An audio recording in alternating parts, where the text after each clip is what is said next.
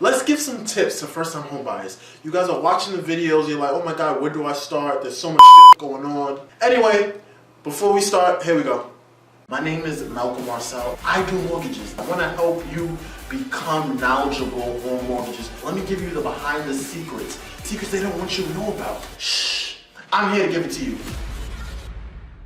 Bing! Hey guys, the real Mr. Marcelle, and today I'm giving out tips to first-time home buyers. Yes, if you're a first-time home buyer, this video is definitely for you. So if you're like a real estate investor, go check out my video about cash flow, or if you're just interested in like fixing credit or how to get bad credit with a house, go watch this video. This video is specifically for first-time home buyers. I'm going to give you guys tips I wish I knew when I was a first-time home buyer. So it's great. This video is going to be amazing and awesome. And like always, please subscribe, like, follow, something like that. Alright guys, so here's some tips. As you guys know, I'm a loan officer. I do loans. That's what I do. Like, I do loans. Loans don't do me.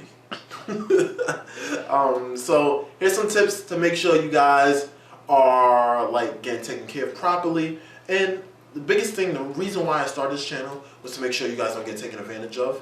So make sure you write these tips down because, as you know, this is unscripted. So if I say it once, I might forget it. So make sure you guys are writing notes. Alright, first thing first, know your credit score, guys. I can't stress this enough. I say this in almost when I give you quick tips. These are always one of my 5 favorite things to put in it. Know your credit score, just for the simple fact that once you know your credit score, you know, like, you have an idea of when the loan officer is going to run it, what he's going to say. So if you know your credit score is out of the 3 different units, out of 3 different credit bureaus, you know your score should be like a 700, and the loan officer say, hey, your score is a 640.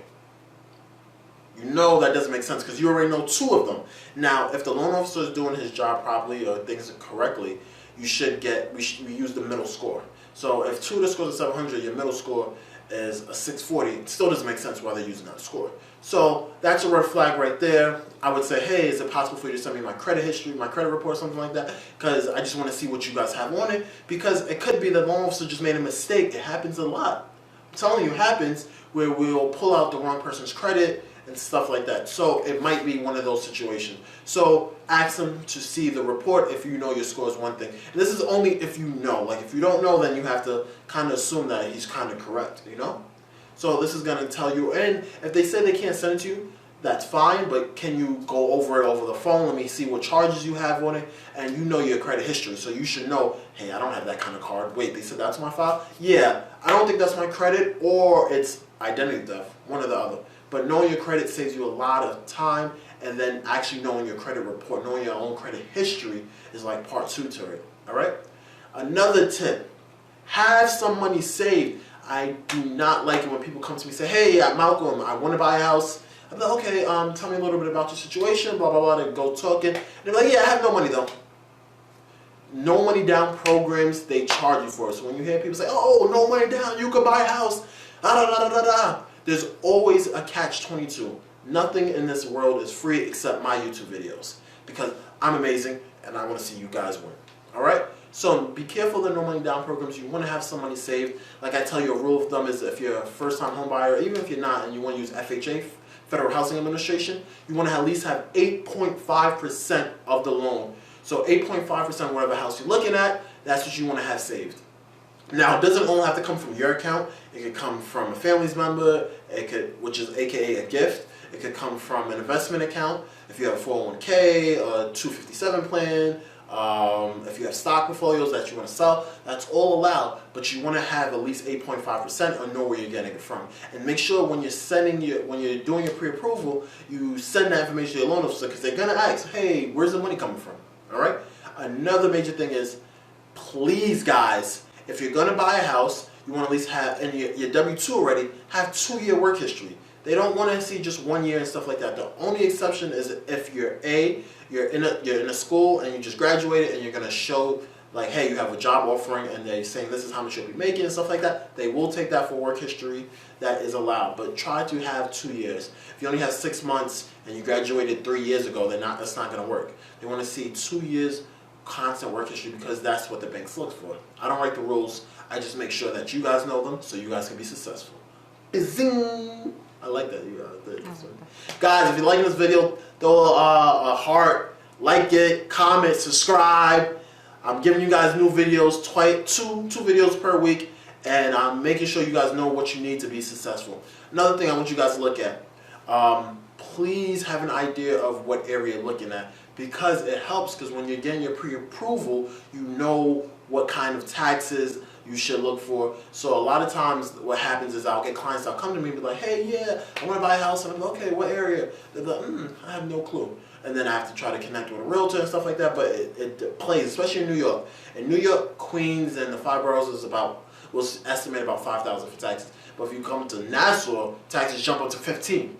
So the same pre-approval you have in Queens will not be good in Nassau because we have to redo the numbers. So it saves you heartache of falling in love with a house that you can't afford if you have an idea of the area that you want. So we can come together and I can at least estimate the taxes. I'll probably do 10 to 12 or something like that, or 12 to 15. All depends on where you want to look at. So that's another major thing.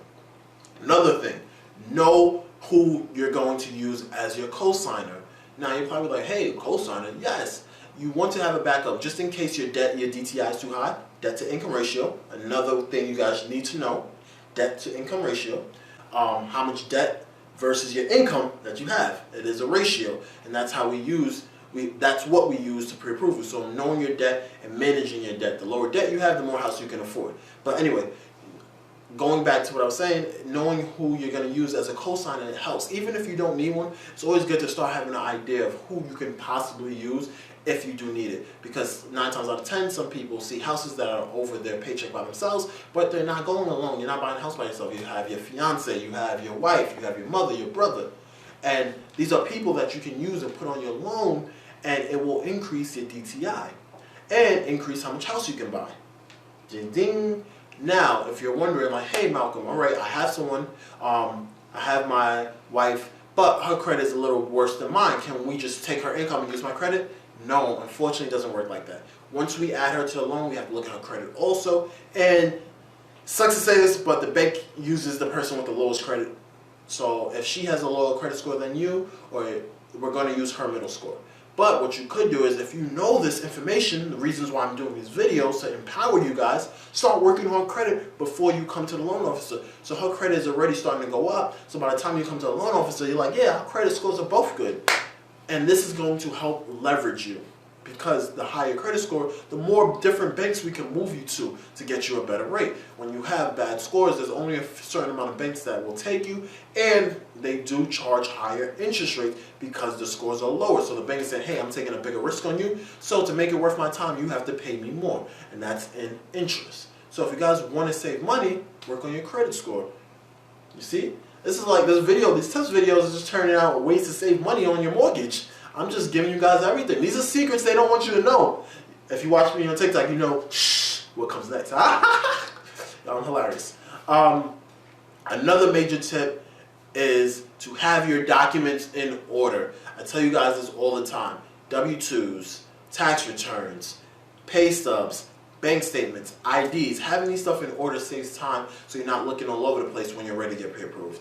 You want to have these documents ready, available for your loan officer, so you can say, boom, I have the file in the inbox. And then they'll be like, holy smokes, this person is very motivated, they're ready, they really want this house, they want to do it. So your loan officer is going to take you more serious versus someone who says, yeah, I want to have a consultation call with you, and you don't know what documents, or the loan officer tells you documents, and you're like, yeah, I'll get it to you, and you send it 2 weeks later. They're not going to put you first. They're going to put you behind everyone else who is actually moving their stuff along. And when you're working with a loan officer, especially if you're working at a bank mortgage person, whatever, those people, they have a lot of clients, and they don't care. They get paid hourly, and the money they make from you is just commission. It's a little extra, but since they have so many people and they get paid hourly, you become another number. You're not a person to them.